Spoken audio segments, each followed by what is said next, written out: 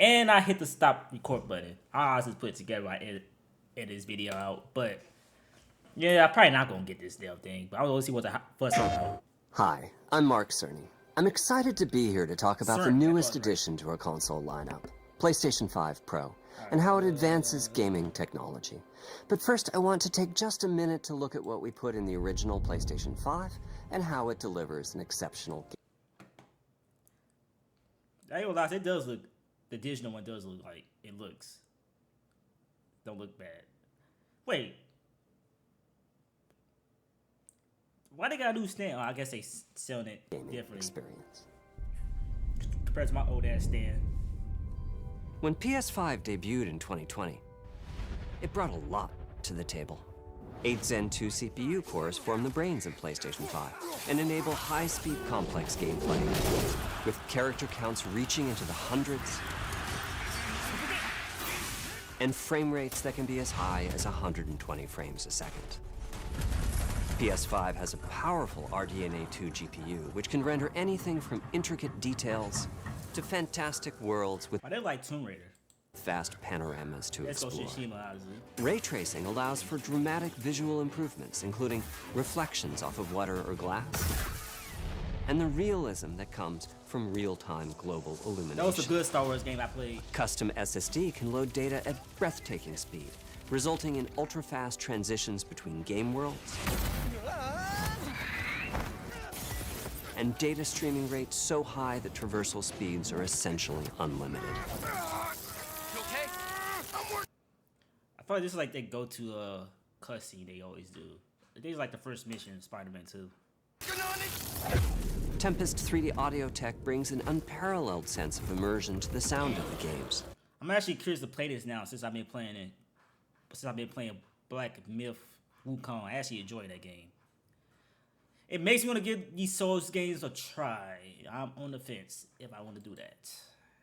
Put myself through the stress. With audio so real, you may I have this game. I don't understand it. not even need to see the enemies to know exactly where So I they never are. played it.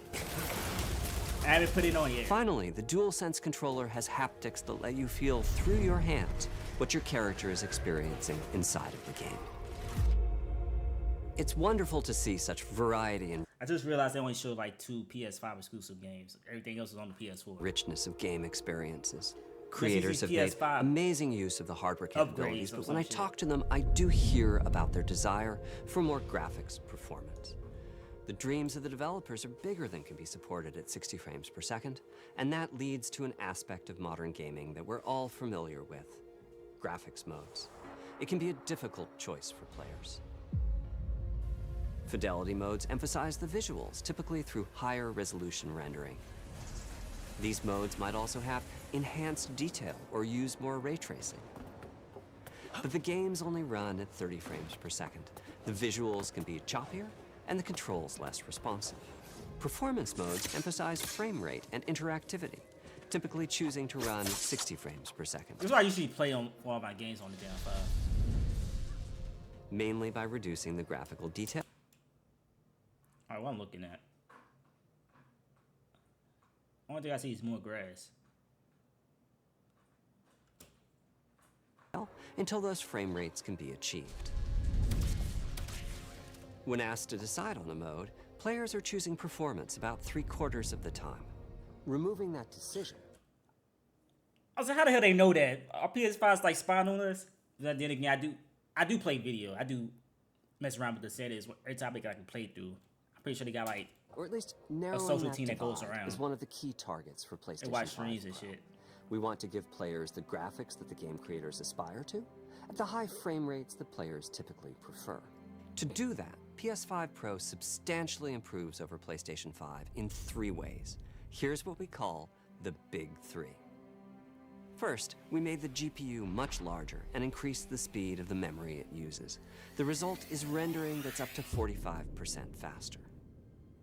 Second, we made major upgrades to the ray tracing, taking a streamlined and accelerated approach that allows calculation of the rays at double or even triple the speeds of PlayStation 5.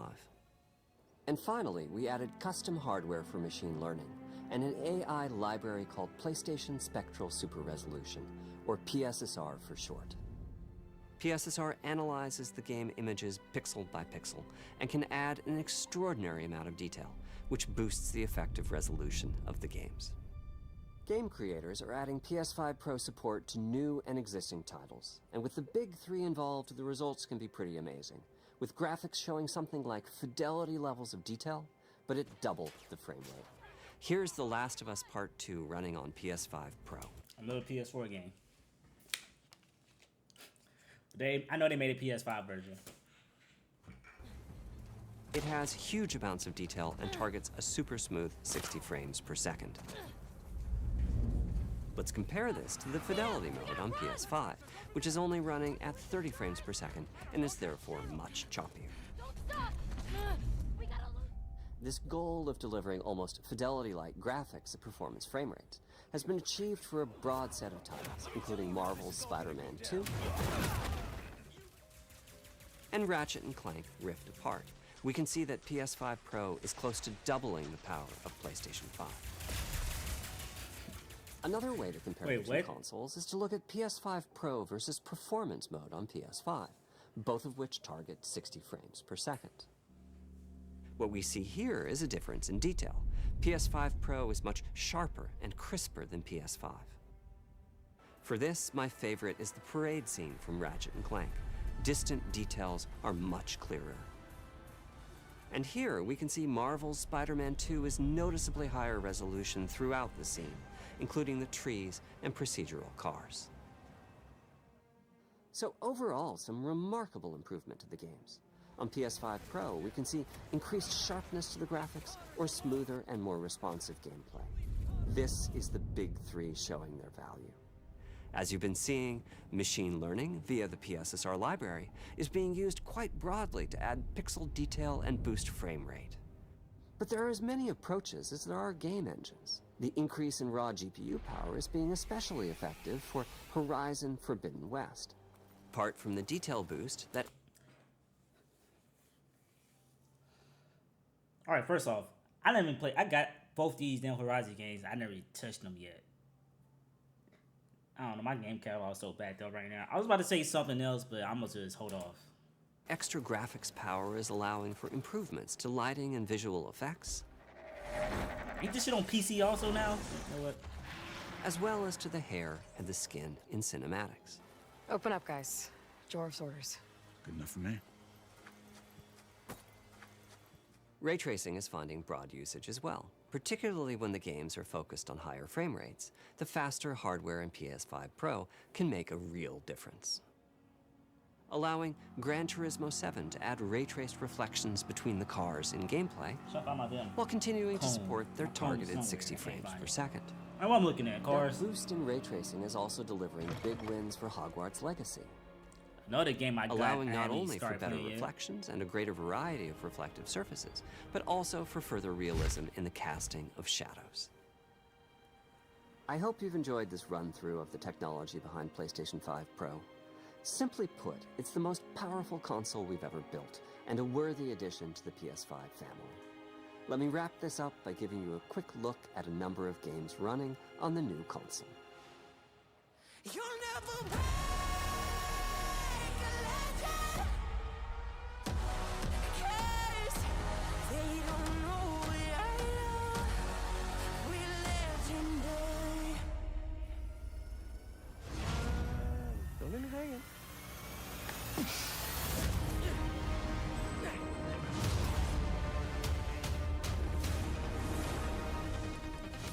Another game I got to play.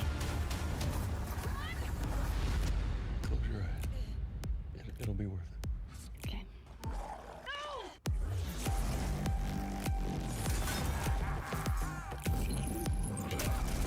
Did I do it? Oh, what is this? What's with all the neon? Alan Wake 2, that game's kind of fire. I like it. I enjoyed it.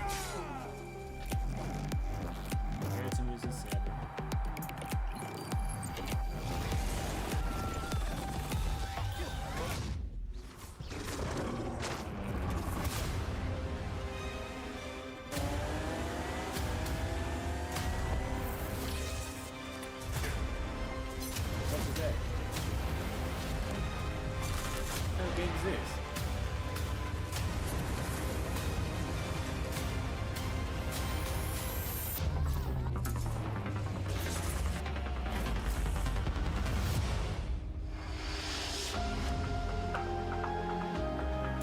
Alright.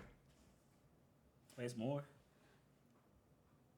That's not more. Okay, it's a live stream. Alright. So this console costs $700 in US. Apparently this costs $1,000 in other countries. But I'm pretty sure you just get a VPN and you could just VPN through Amazon for you a PS5 for like $700.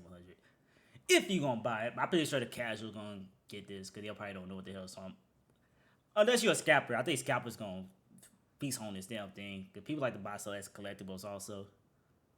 But $700 for a 5%, 20%, well, what they say, a big upgrade. All right, let's look at something else real quick. Let's look at the Xbox Series X. Is it called Series X Pro or some shit? Let's find a picture. Let's find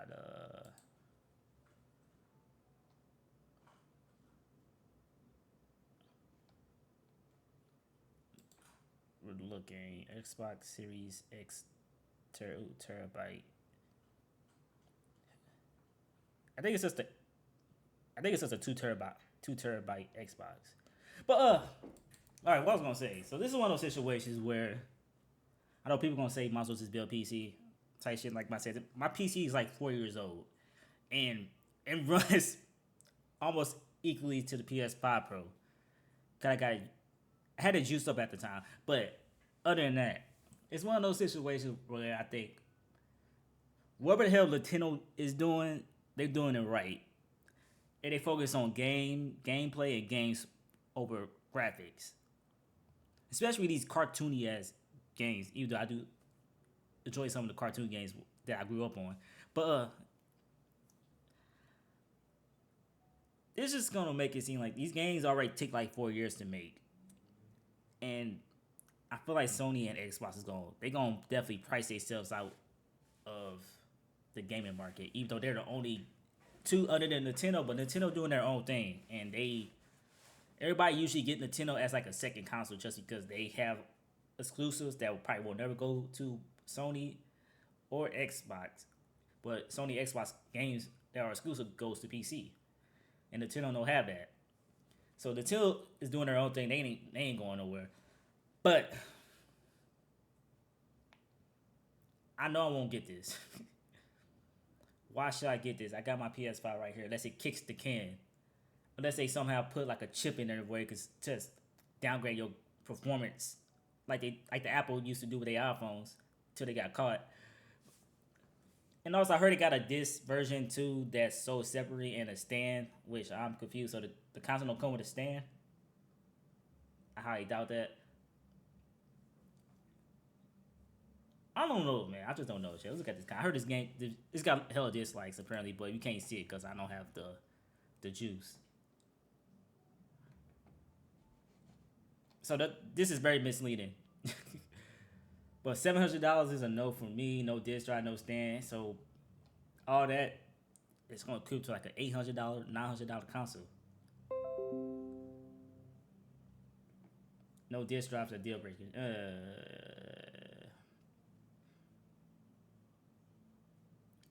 Yeah, the disc drive is $80. Vertical Sand is $30. I feel like it's got to come with a game. I don't know, man. I don't know about this one, Chief. Yeah, it looks nice. But like I said though, Nintendo does it right. They focus on games and gameplay over graphics. Plus, I'm pretty sure that games do take long to make too. But Sony and Xbox, they're clearly taking like over 4 years, which that's already half the life cycle. Even though these new consoles should have a longer life cycle, because these graphics can't keep on getting better and better. Like I'm pretty sure they're gonna try to make up 10K or some shit, like 12K instead of 8K. I don't know. Like I said, I always been a big gameplay person. Plus, I always play my shit on performance mode. I really don't care about the graphics. Most of the game runs good, which I think that shit comes down to at the end of the day. But yeah, I'm not really gonna talk too much. I'm rambling right now. Like, comment, subscribe. There's no reason for me to spend $700. I'll just stick with the PlayStation 5 that I got now. And plus, all the exclusives are mostly time exclusives now, and Sony need to. I don't know what's going on. People keep saying gaming crash is gonna happen, but I feel like they're gonna both these generations gonna price themselves out of the competition, even though they're the only ones around. I don't know, man. Like I said, I've been PC gaming more, either ways, more and more, and I usually just get these consoles for like exclusives, mostly exclusives, and just play with friends. Because most of the sports, let's be honest, most of the sports games, you had to play the sports games on a PS5 or Xbox. I don't know, man. But crossplay started to become a thing. Also, I feel like Nintendo has crossplay, even though it's impossible. They don't prioritize graphics. They prioritize gameplay, which Nintendo always gonna do well. That's all I say. They're in their own lane. But yeah, I'm talking too much. Like, comment, subscribe. It's kind of crazy. I actually am going to process of upgrade my PC. So I know damn well I won't get this. But yeah, maybe get out of here. Peace.